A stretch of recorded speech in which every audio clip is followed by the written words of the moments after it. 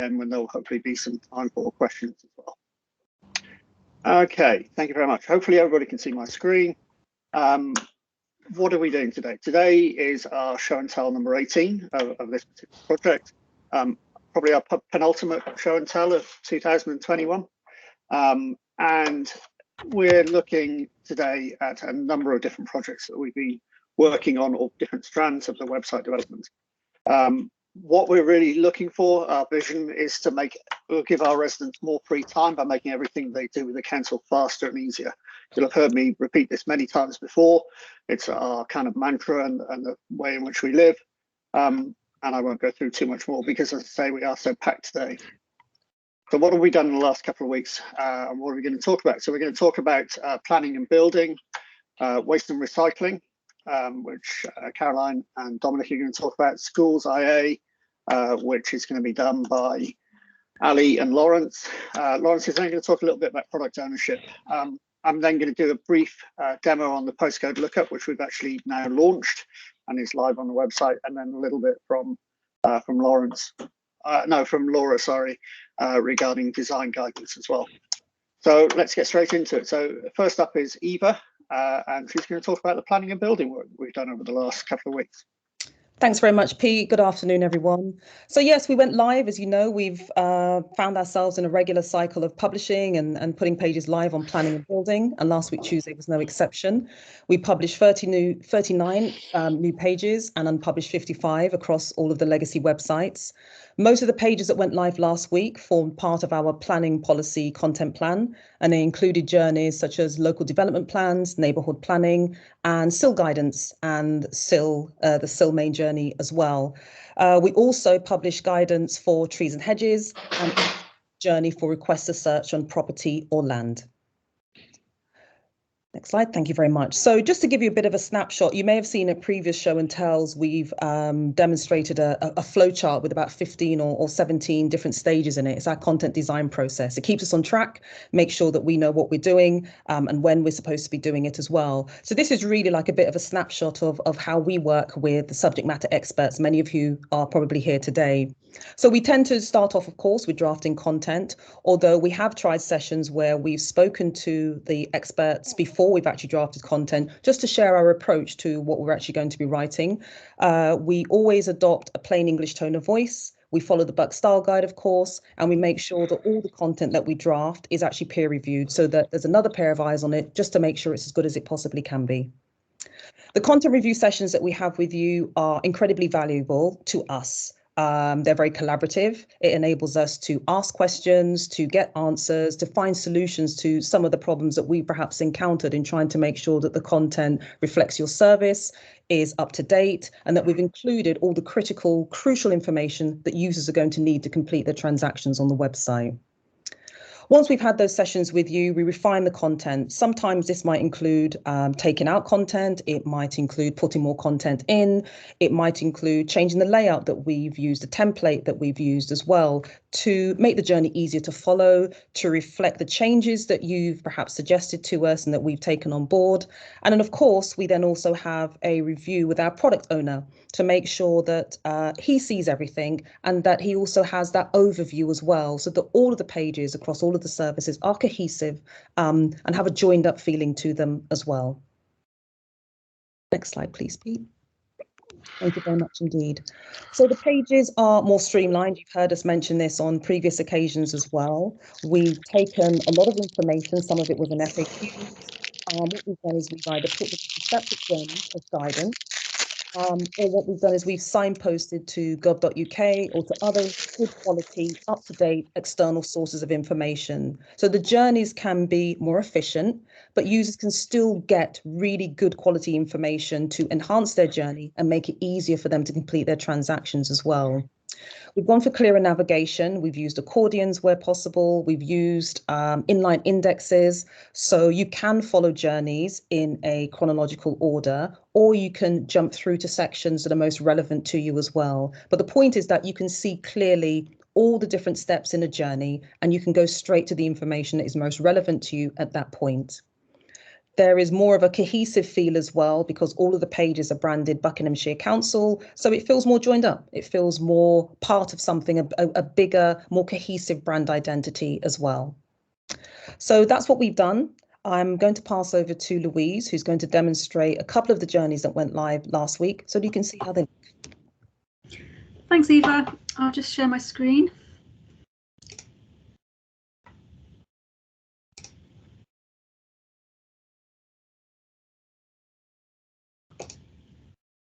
Okay, so this is the homepage for planning and building control. And as Eva mentioned, we went live with a lot of the planning policy content last week, which can be found here. So if we click on that, we can see the new pages. So these are all new. I'll just take you through a couple of these journeys just so you can see how it looks like live. So first of all, I'll start off with about planning policy. This just explains a little bit about planning policy, the documents that you can expect to find in this section that set the context for development in the region.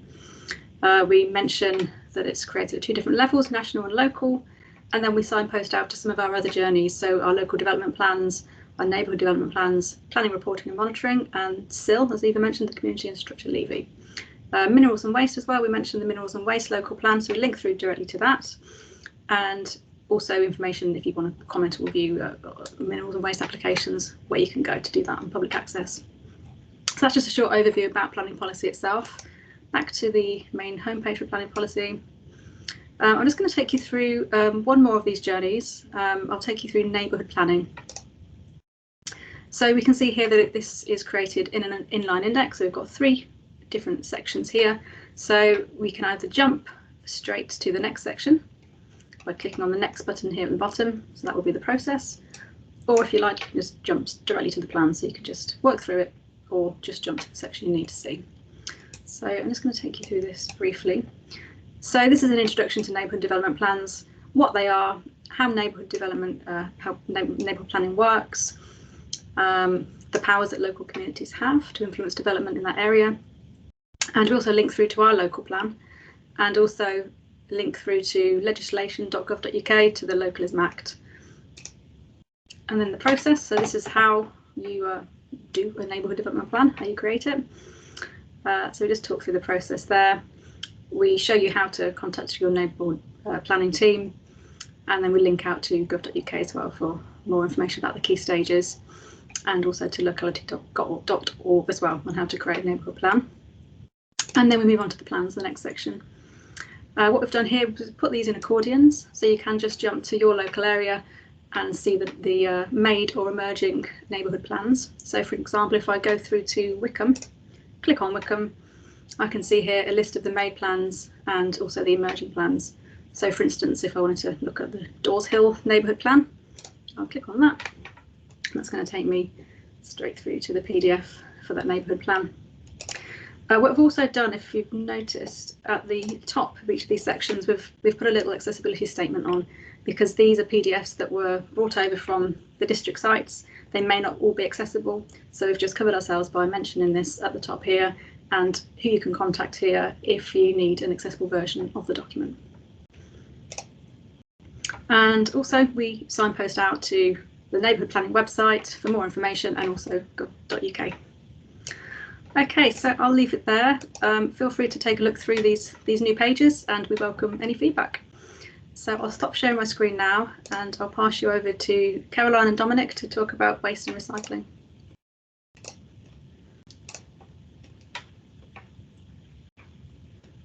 Cool, thank you ever so much, Louise. Next slide, please. So, going to talk about waste and recycling and the work we've been up to. Our approach is listed on the slide. So we've been doing discovery. This is kind of where we look at existing research. We look at user needs. We bring in like Google Analytics, information from customer services, like the feedback, and also speaking to people in customer services just to understand how the content is used within the organization. Also, we've been doing user needs mapping.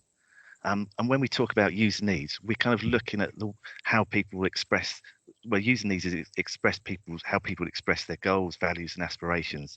They're the things people need from a product or service to do something. So what we've been looking at is the user groups and their user needs, and then bringing those together into themes. We've also been looking at the content audit and mapping. This is a big piece of work. Like with any service area, we've got the legacy sites, we've got PDFs, we've got a lot of information to get our heads around. So we've got a mammoth spreadsheet we've been working on, and that's our kind of blueprint for working with the service area and working out how we're going to structure the content going forward. We're kind of at the next stage of like developing the information architecture. This is like the structure for waste and recycling. So the top level where all the pages hang off. And then we're working on the content creation. And then hopefully later on, we'll be looking at the go live. So there's a lot that's been going on, but our focus at the moment is the information architecture, content creation, and later down the line, the go live. Next slide, please. So just taking through, there's different stages. For the discovery, we had a kickoff workshop with the waste team. So they're our service specialists. They've got all the knowledge about waste that we can tap into and develop our ideas. Google Analytics just brings us through the new unique page views, what people are doing on the site, how they're interacting with the content. We've been looking at the cool data analysis, bringing in the customer services voices, seeing what sort of comments they get, what queries people have about the web pages, and any issues they might find when they're trying to do services. We also looked at the internal keyword searches. This is where somebody goes onto the Buckinghamshire Council website, types in a search term, because it gives us indication of perhaps some pages that people might not be able to find, or brings through the kind of terminology they might use. So as an example, household waste and recycling centres, people might refer to them as TIP. So with that knowledge, we can actually put it into the search terms to ensure that customers get to the content they need.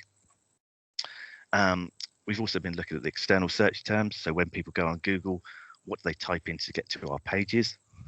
Again, we've been talking to customer services just to understand questions they might get. We've also been looking at the My Account web submissions for Aylesbury, just to kind of see the sort of number of transactions that are coming through to help us develop our content. And also we've been looking at other authorities to see how they present waste and recycling content. So a lot goes on in the discovery phase, and it's all evidence led. So next slide, and I'll hand across to Caroline. Thanks, Dominic. During the discovery, we had a kick-off workshop, and a part of that workshop was to really understand the user groups.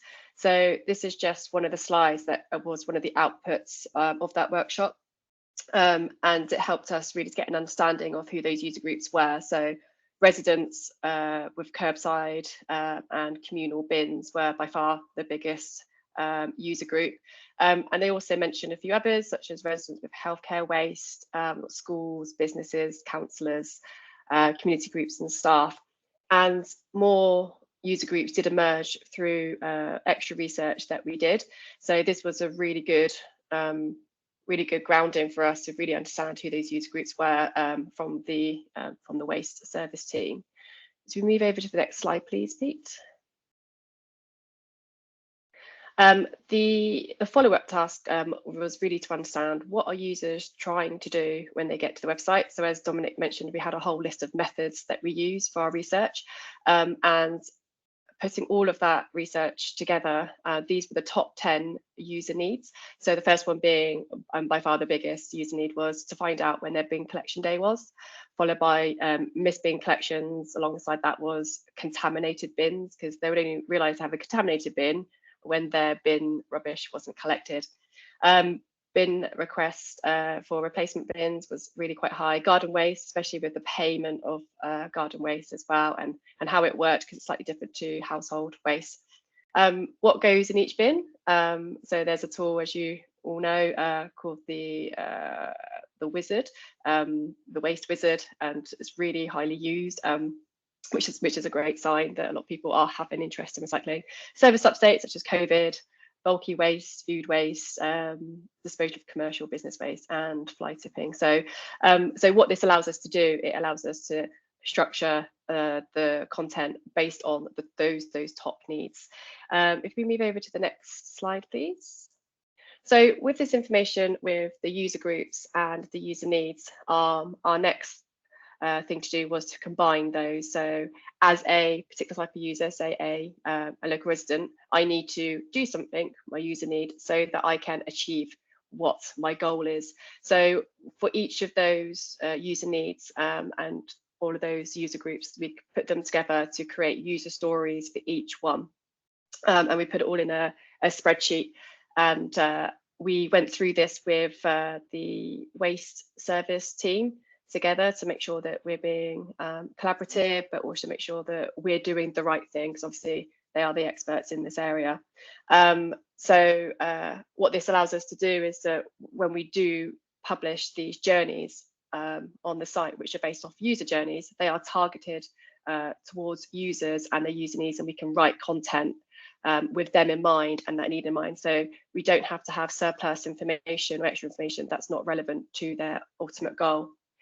Next slide, please. And the last thing we did in terms of user needs was to start grouping the types of user needs into themes. And what this allows us to do is to help structure the content on the site based on the type of information that we're presenting. So here you can see we've grouped a lot of information based on collections, so bin collections, recycling, street cleaning, and business commercial waste.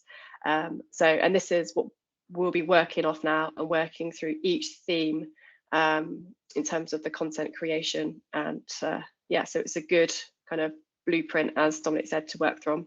And I'll pass back over to you, Dominic, on the next slide. Thank you ever so much. So this is our beast of a spreadsheet. So as Caroline mentioned, this is our blueprint.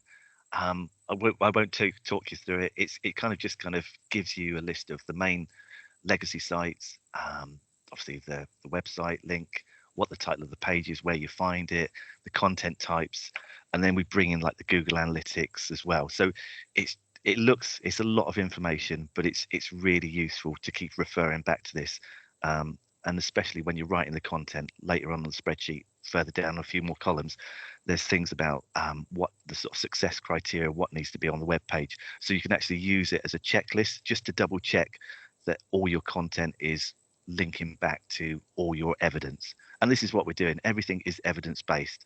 So this spreadsheet just demonstrates some of the sort of decisions we're making, so we can go back to the service area and just check it with them that it validates. So next slide, please. So what next? As Caroline mentioned, we've done the grouping of user needs. We need to sort of test the information architecture, validate it as well, double check it with the service area, and then start writing the content so we can do some further testing. So we've made a lot of progress, and I think the work that we've been doing together with Caroline and Rosanna as well has really given us a good base to go forward and helped me out to sort of understand the process a lot more. So yeah, that's for waste and recycling where we are at the moment. And next slide. Oh, sorry, it's the next person, isn't it? Sorry. So it's Ali and Lawrence. Thanks. I'm going to be doing covering for Ali today. She's not available. So yeah, I'm just going to give a quick update to the schools work that's been taking place, so around information architecture and the SIM process. So if we go to the next slide, you'll remember before in previous show and tells we'd done some unmoderated testing in regards to the schools IA, and what that means is doing lots of testing remotely, so sending out click tests to a large number of people and getting them to do certain tasks, like for example find a specific bit of content or apply for a certain thing. And that gave us quite a bit of data around whether we were going in the right direction or not. And there were some things that were quite conclusive as a result of that, but there were some things where there's a little bit of uncertainty. And in the last sprint, we've done a bit of usability testing. So this is doing one-to-one interviews with people and doing the same thing really, but being able to probe into why they may not be able to find certain things, or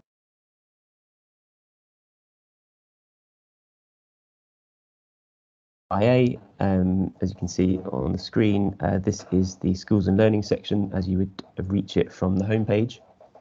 So we've made some some tweaks to the content. We've also grouped some of the content slightly differently, and also moved content to where we think it should go. Probably not going to go through everything in too much detail, but we've made the school's title there a little bit more comprehensive, because from user testing it wasn't so clear what was within that section. We've also grouped a bunch of content within post 16, so that's to mean that there's less links on that page. And we've also moved 3 things there that we didn't think should be there into more relevant sections. So that's the schools and learning section. So going one step down to the next slide. So this is if you go into schools. One big change is we've moved everything from admissions up into schools. The hypothesis there was that you would not need, as a user, to click as much, and you would save a bit of time, and that there wouldn't be any kind of negative impact of that, and that seems to be proving correct. Oops, we've just lost the slide. So yeah, that seems to be going quite well. We've also done a bit more grouping. Those 3 in blue are things that we think can be grouped quite easily to make the page more manageable. There's something around appeals and how people identify or locate appeals content. There's a dedicated appeals section, but we've also suggested on our recommendations that each section that applies to appeals, for example, transport, should link through to that section. And there's another one down there that we've renamed to make it a little bit easier to understand, and that's just based on what everyone was telling us that they would be looking for, rather than the name that had been chosen previously. So that's some tweaks that we're hoping to present back to the service area shortly after this show and tell, to try to move that forward. The next bit is, if we go to the next slide. Yeah, we've also been reaching out with the SEND team, and this was part of the same piece of work to understand a little bit more about that process. So in this sprint, we've been mapping that journey and sharing our recommendations, but also seeing what work has already taken place within that team, which has been good to align on that. And then the idea is to provide ongoing support to build this content and linking both directions. So just going back to the recommendations for this piece of work, what we want to do really is to provide an online channel to support families with children with SEND and supplement what SENCOs provide. If, for example, SENCO is not available. We also want to make each pathway very clear. So if you should apply via an EHC plan or not, that needs to be super clear, and that's as a result of our research with residents. And then the last recommendation is, having this omnidirectional link between the Buck site and the FOS site. That's just to make sure that people get to where they need to and apply for the right thing. Again, that came from research. So that's it for that. And then I'm going to do next bit. So this next section is around what we've called product ownership. And so this came about from the schools piece of work, but it feels like it's something that actually might be relevant for other service areas. So if you remember, the school's goal for the resident is moving up to secondary school, or getting your child into secondary school. But there is some added complexity because this is involving many service areas within the council, and so this leads to additional complexity, which you can see there. So there's additional content that needs to be managed. There's a bit of a lack of overview at the moment, and some improvements may not have a specific owner. And so we've been thinking about how we might mitigate this and think of a way to kind of move forward with these recommendations. So if you go to the next slide. So we're thinking of what we've called a new role, a product specialist. So this is really a bit of a prototype, like an organizational prototype, I suppose, to try to mitigate those kind of issues that I talked about previously. So this product specialist would sit within the digital team. The digital team are probably best placed because they have an overview of all the content on the Buck site, and they would be looking after ongoing maintenance of content, and managing and pushing forward these recommendations that maybe sit outside of specific service areas. So you can see at the bottom there are already subject matter experts that we're already working with. Content design is involved in the migration, but then there's this additional ongoing role of a product specialist, which would be like owning this roadmap, pushing forward wider recommendations, liaising with these different teams and making sure they're on the same page, and really like championing the user needs and making sure that any new service requests link back to this research that's already been done, really trying to make sure that the research that's been done is going to be used in the future. So this is why it feels like this will be useful for not just schools, but for other services that have been worked on as part of this piece of work. That's it for that one.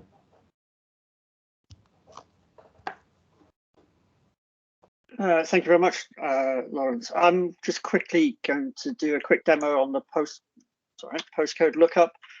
This is something that we've been talking about for quite a long time, and it's something which our members in particular are very keen on implementing. So traditionally, when we've had to push people to differentiated content that exists on legacy district sites, we've asked them which district they were in. So were you in Aylesbury Vale? Were you in Chiltern, for example? We've now removed that requirement. So what we're doing is actually just going straight from a postcode lookup tool. So for example, if I put in HP217NE and press find further information, I'm deep linked directly into that relevant page within the Aylesbury Vale site.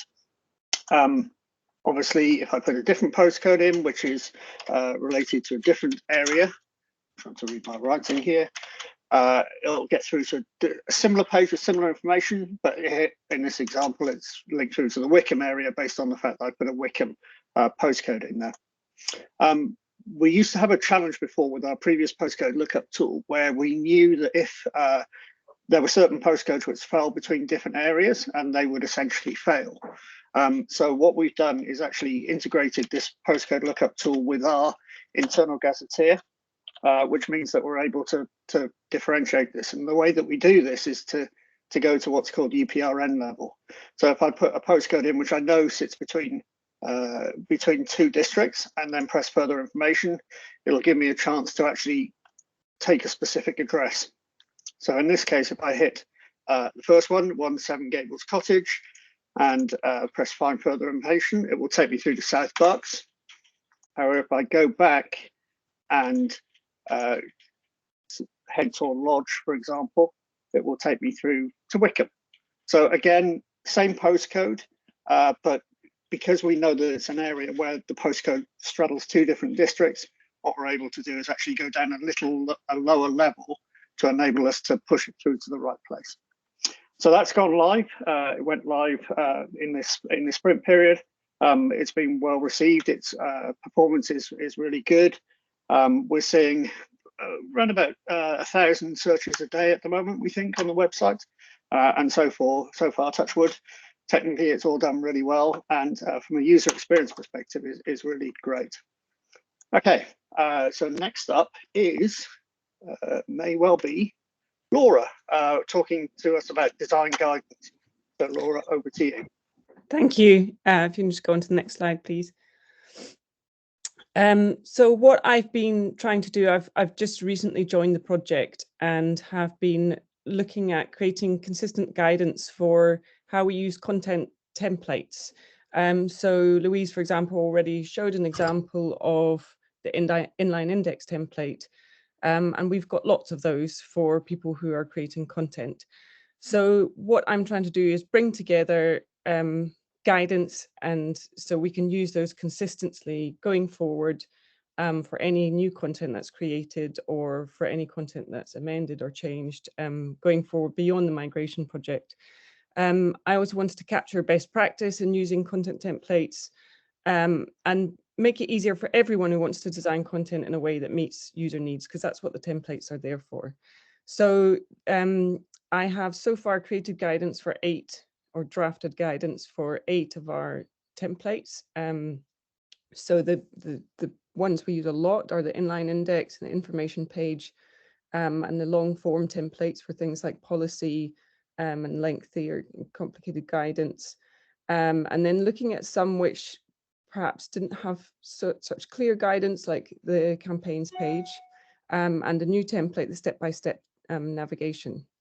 Should you go on to the next slide, please? So what I started with was to interview content designers across the team about how they'd been using templates, look for things where content doesn't easily fit into a particular template.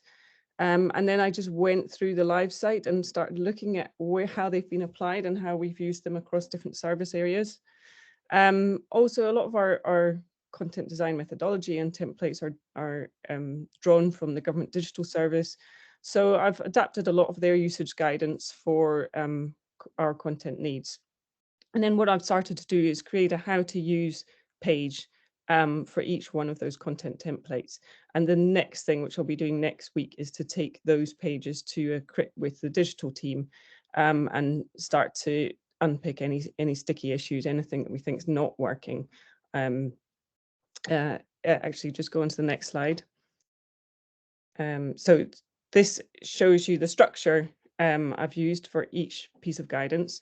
So I wanted to have a consistent structure for each guidance page. So for every template, it will tell you when to use this template, when not to use this template, how it works. So that will give you some examples of things like what components you can use in this template, actual screenshot examples of where it's used on the live site, and how it will help users to do what they need to do or find what they're looking for. And where relevant, guidance about sort of style guide, tone of voice guidance, how to write good titles and headings. And with every page, link to finding help and support from the web team. Next slide, please.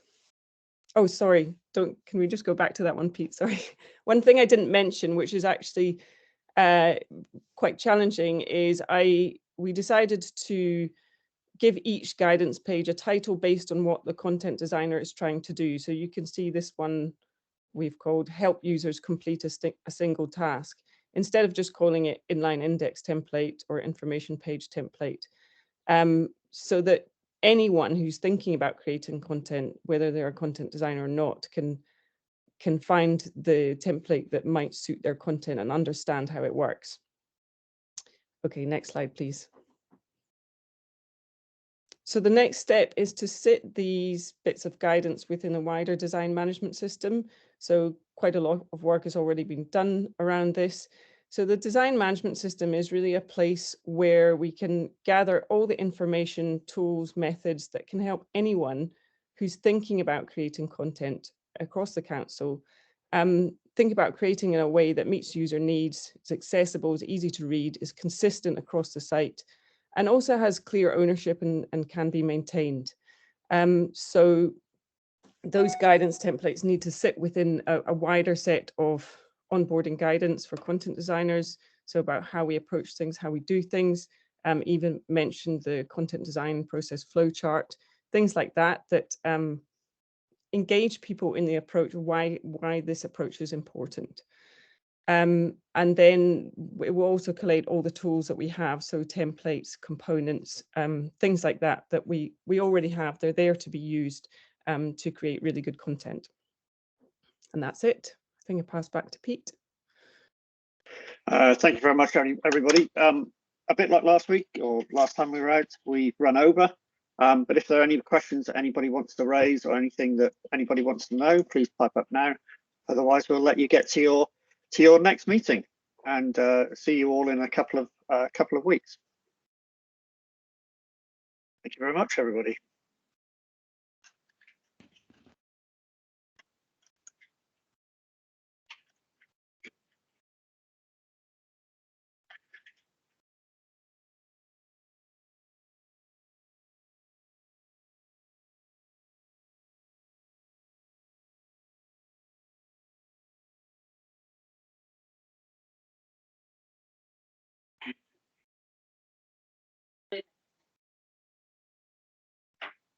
Thanks, everybody.